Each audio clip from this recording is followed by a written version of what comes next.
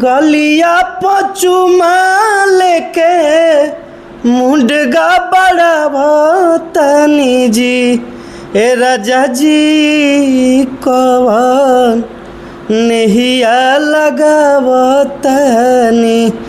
गोदी में बोलावतनी। नमस्ते प्रणाम। हम पिस्टल न्यूज आप सबके बीच में देखी जाए पिंटू लाल यादव भैया में सबसे पहले भैया पिस्टल न्यूज में रोड़ा स्वागत बा।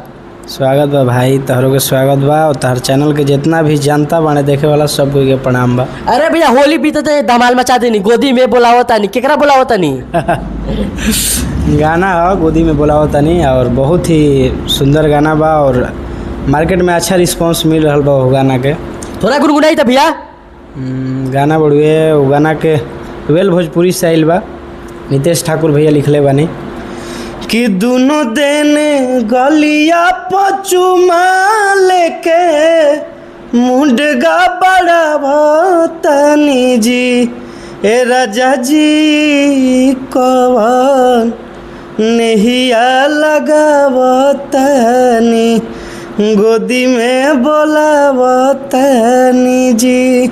अच्छा भी गाना के राइटर के है नितेश ठाकुर भैया जो बहुत अच्छा गाना लिखिले और लेखनी के तो जोड़े नहीं खे। अच्छा चैता के काम हो चलता, चैत उत के गाना उना भी आई कि ना? हाँ हाँ चैत के गाना गवा गइल बा, बहुत ही बढ़िया बढ़िया गाना गवाइल बा, बहुत जल्द आई, बहुत तगड़ा गाना चल। अरे ट्रेंडिंग स्टार खेसारी लाल यादव जी के बर्थडे रहे, रोड़ा बर्थडे में ना कोई का दुश्मनी बा काम करा से ना ऐसा कोनो बात नहीं, क्या मनी के पता ना रहे कि कहाँ होता, पता रही तो जरूर जाती जा।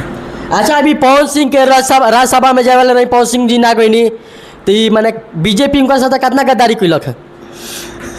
अब भैया बे में हम का कहीं, पवन सिंह अब काहे ना गोइले, बीजेपी काहे ना भेजलस, अब उनकर मामला बाबू समझस। तो का रौरा पवन सिंह के सपोर्ट करत रही कि राज्यसभा चल जा से?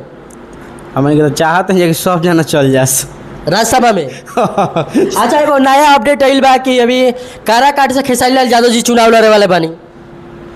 जहाँ से मन तहाँ से लड़ी, सपोर्ट बढ़िए, फुल सपोर्ट रही हमेशा। अच्छा भैया बाकी रौरा तो बर्थडे में पहुँचे चाहते रहे का एक सुपर स्टार बहुत जना पहुँच रहा लोग, रौरा सुपर स्टार बानी बतानी ना, सुपर स्टार नहीं खी जा, हमन के छोट मोट गायक बानी जा। अच्छा अभी लगातार स्टेट शो हाथ ना करतनी, स्टेट शो के तो रौरा चार्ज 50-60 हज़ार होई ना ना ऐसा कोनो बात नहीं है भाई।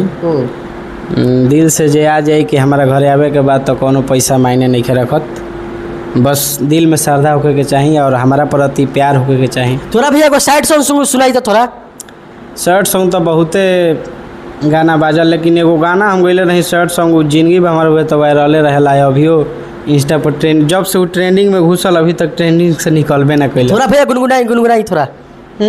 सोचल ना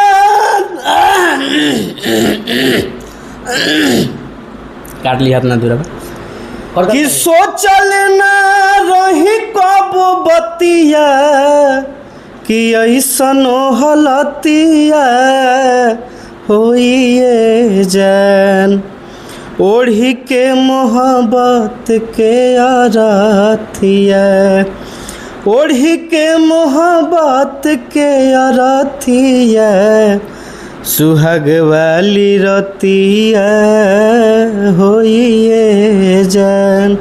चलिए भैया ज़्यादा से ज़्यादा पिस्टल न्यूज़ के जनता के थोड़ा बार दाई दे दर्शक के देखे वाला के बहुत बहुत धन्यवाद। जे भी पिस्टल न्यूज़ के देखेला आप सब फॉलो करी, सब्सक्राइब करी और यह गाना के ढेर सारा प्यार आशीर्वाद दी। जितना भी गाना होता जैसे आप सब प्यार दुलार बनैले बनी, आगे भी ऐसे ही प्यार दुलार बनैले रही और चाप के भाई के सपोर्ट करी।